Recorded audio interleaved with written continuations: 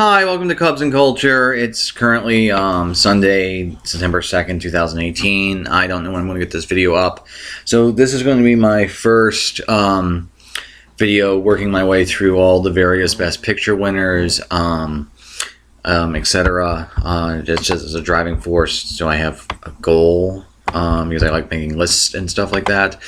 Okay, so in the 1927-28 Oscar season, because the Oscars sort of started kind of ad hoc and everything. So the first like 5 years, 4 or 5 years, it was like June to June as opposed to January through December. And so the 1929, which was the first year, was really movies from 1927 to 1928. And there were actually two Best Picture winners. There was Wings, which is the movie I'll be talking about this time, and then Sunrise, which I have yet to see, but it's en route as far as me getting the DVD, and I will be doing that one. I'm not going to do these things in order, but I'm going to try to do them roughly in order. I don't have all of them quite yet, so we'll see how that goes. Any case, so Wings is the movie we're going to be discussing today, and so one of the overarching themes I'm going to talk about the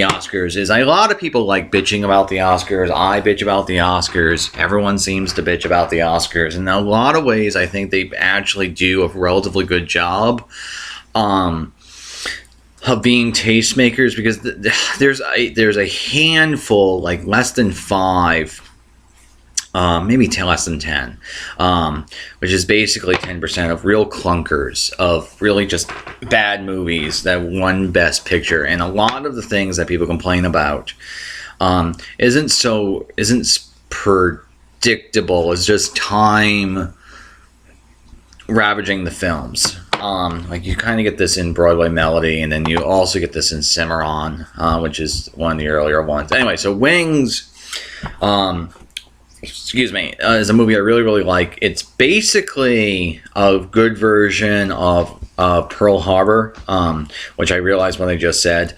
It's a World War I movie. Clara Bow is sort of the main actress in it. She was a huge star at this time. It was one of Gary Cooper's earliest roles, but it's basically a couple of flying aces' journey from during World War I, being a training and then going off and fighting battles, and they're in a love triangle where there's basically this guy named Jack and this other guy named David, who both love the same woman. And then Clara Bow, let me look up the character's name.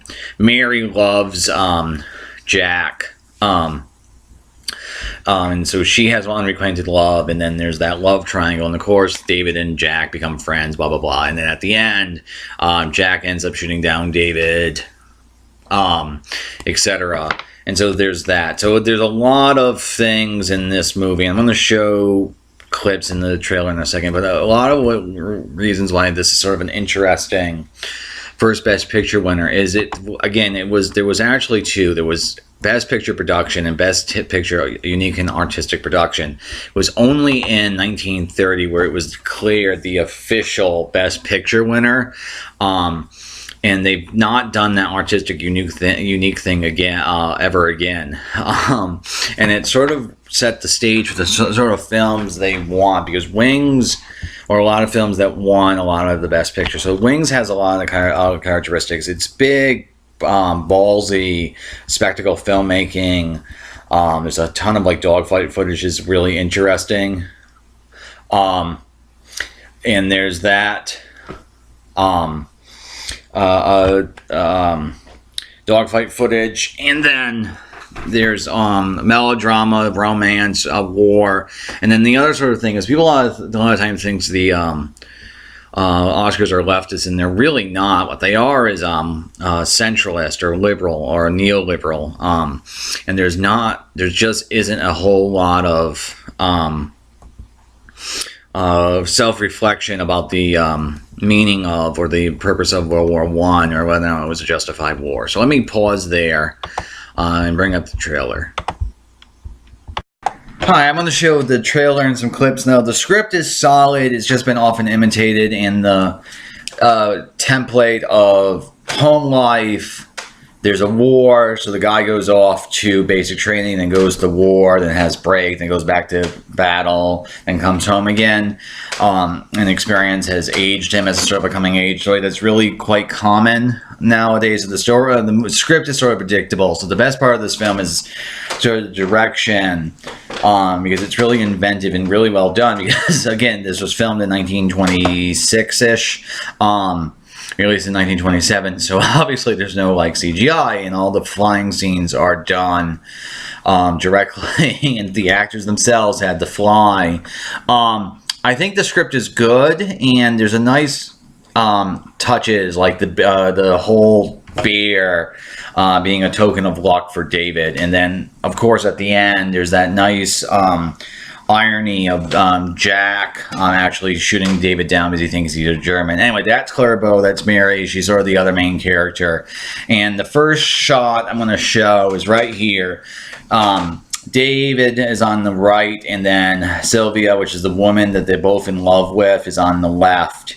And I absolutely adore this shot. It happens very early in the film. I shouldn't say shot, the staging of the scene. So it's a camera on a swing. And I absolutely love this because it's a very unusual staging of basically a character introduction scene. But the other thing is, a lot of this movie takes place in airplanes, and you have to get the audience used to this sort of visual motion, and it's such an interesting shot because of that, because it's a great way, it's a great character introduction. It gets you used to the visual language of the film, and it also sort of forebodes of like Sylvia being sort of stolen away from David because they're fighting over her, which of course is a little bit sexist as well. So there's that. Now the thing about next clip is, I think, is that it's going to show a sort of recruiting station, and I'm specifically showing it as a sort of a counterpoint to the Oscars being leftist. They're not leftist, they're sort of centralist liberal, because it's taken for granted that people should sign up for fighting in a war, even though it's World War I, blah, blah, blah. It's not like Vietnam or something. But then also there's this commentary. This guy on the right with the hat is Dutch. And then, of course, there's bigotry against the Dutch because they're close to German, blah, blah, blah. And so the scene is intended to be comic relief. But the American sort of freaks out here because how dare Dutchmen try to fight with us in the war? So it kind of comes across as a sort of a liberal, as in like centralist, liberal, neoliberal, however you want to put it, not leftist, where, yeah, everyone can fight in an imperialist war. What matters is that we treat all identities the same. So it's sort of, that's why I mean it's not really leftist, because a leftist would be like, you can't be fighting in this war. It's an imperialist war of aggression. If I really break. And this theme about this guy being a Dutchman and that being a problem actually goes throughout most of the film. It's sort of a high subplot. Anyway, so these are some of the flying scenes, battle scenes, and they're really well done. And then actually what they ended up doing is putting the cameras actually in two different cockpits. And so they actually are filming the actors flying. And the guy who played Jack didn't know how to fly. He also apparently threw up every single time flying. And so that's why I thought the swing scene was so important, because of getting people used to this sort of motion in the camera, just to be used to it. And so there's that. Now, one of the other aspects about the direction that I really, really like is there's like 3 or 4 action scenes, and they're all, and again, it's basically just planes flying around, but they're all sort of distinctive. I can't show them all because of copyright, but so some of them are at night, so the tint is blue. Other ones are during the day. Then there's other ones where it's about this one huge, like this is a dogfight. There's another one about them trying to take out this huge bomber. Note how the actual hand tinted coloring on some of the bullets, and so the 3 or 4 are really distinctive. Because there's like the first dogfight, and then there is the big bomber take down the big bomber, then there's the final push, and then there's the by the way, I don't know how the fuck this guy did this because he's actually corkscrewing towards the ground, which is absurd.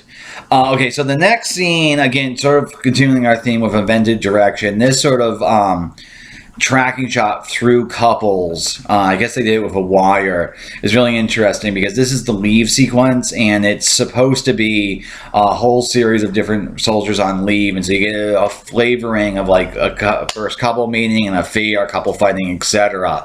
And then also, given that this is a silent film, German Expressionism was still sort of in vogue here, and I absolutely love this touch, of course, because Jack is drunk here, and those bubbles are superimposed all over the film, and of course they're hallucinations on his part, and I love that for the drunk sequence, you actually, in this sort of really serious war epic, you have this sort of goofy stuff of bubbles as sort of the lead. It really helps the sort of frivolity and break up the film. Now, the very last sequence is Jack has just shot down David, and he's dying, and there's a couple reasons why I want to show this. The first is it's probably my favorite scene in the movie. The intimacy between because they start off antagonistic, and they end up having a fight in basic training, blah blah blah, and they become dear friends. And then of course this is sort of tragic, if a bit, often imitated. But this sort of intimacy between men you don't really get in all that much cinema, and this is actually, I mean, it's not gay. Because obviously they're both straight men, but that's actually the first same-sex kiss in any form in American cinema, which is, I think, is kind of interesting that the film wanted. I mean, it is sort of a cultural change, because obviously today, if this sort of scene was put into a movie, it would come across as much more gay or not. That's unfortunate because it's a different sort of intimacy between men. Homosocial, not homosexual. And there's that, and then there's this little bit and then for invented direction where he dies right here. You don't actually see him die. It cuts to the shot of a plane engine turning off, of course, that symbolism with the graves behind, and that's a really interesting and striking shot to way of ending a character's life, and it's really probably the most artistic thing in the film, even though it's just a quick juxtaposition. And so again, the direction throughout this movie sort of makes it, because it's really invented. So ultimately, I really, really like this movie. It's a very worthy Best Picture winner. A lot of the common tropes or themes or aspects are in it. So that's going to be it for Cubs and Culture. Have a good day.